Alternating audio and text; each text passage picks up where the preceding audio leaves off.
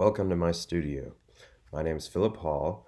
I am an author. I write fantasy books for kids, and this is my book, The Four Pendants. I'm going to read for you the first part of it.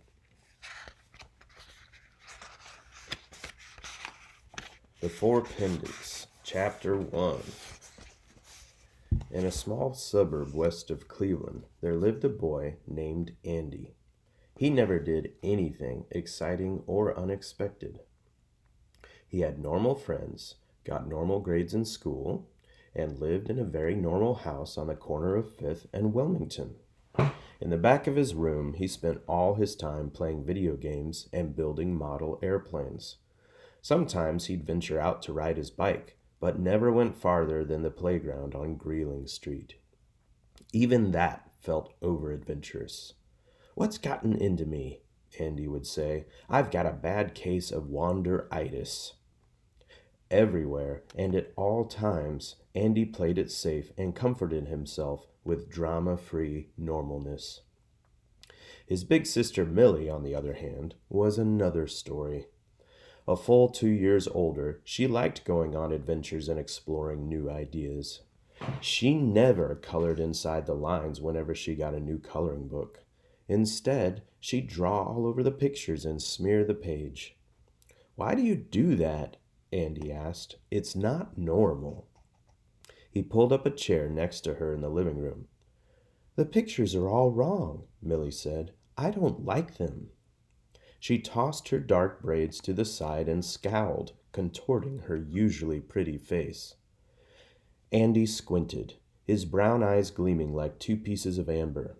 "The pictures look fine." "No, they don't. I'm making new ones, see?" Sure enough, Millie had drawn a brand new picture on a blank spot in the coloring book. Andy admired the artwork. Millie always made him think outside his head. Of course, being the oldest, she acted like that was her job. One time, Millie taught Andy to ride his bike without any hands. "Come on, Andy. You'll be 10 in just a few weeks. About time you tried something dangerous." Andy refused, but Millie dragged him outside. She said it was good for him. Andy swallowed hard. Cold sweat drenched his armpits.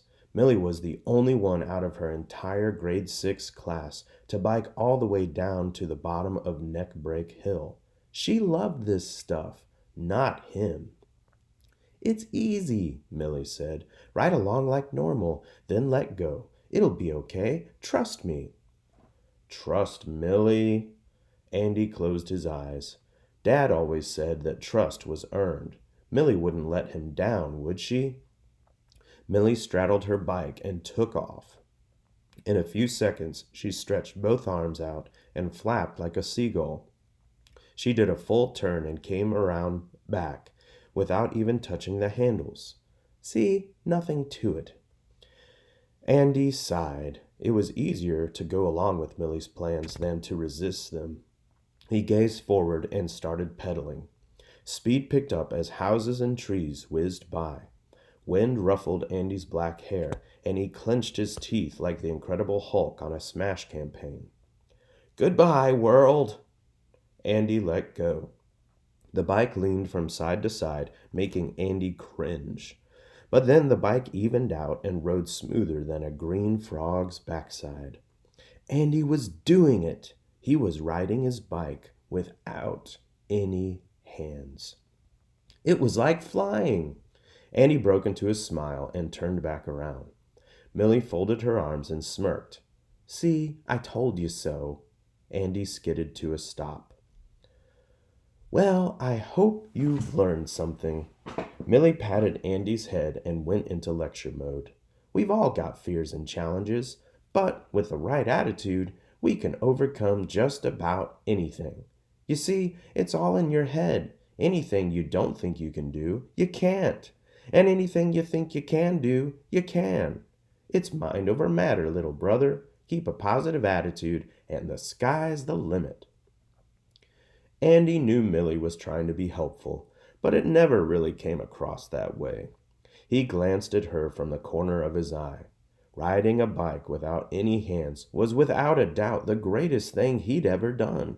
But deep down, he feared what else Millie would try to get him to do. "Now for something harder," she said. Andy's stomach fluttered. "I'll give you $10 if you can bite your elbow." That was easy.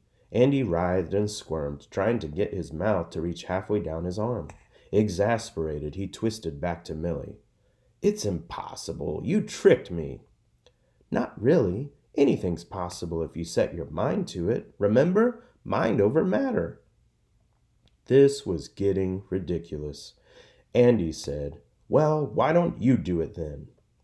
Millie closed her eyes in concentration. She shrugged her right shoulder up and twisted her arm back so far that Andy feared it would break. Finally, Millie kissed her elbow squarely on its point, as easily as kissing their pet gerbil on the nose. Andy's mouth dropped open. "How did you do that?" Millie winked. "Mind over matter." Andy widened his eyes. "You were supposed to bite it, not kiss it." "Whatever. I hope you've learned a lesson." "What lesson? That you can bend your body in freakishly weird ways?" "No, that anything is possible when you use your mind. Dad told me so."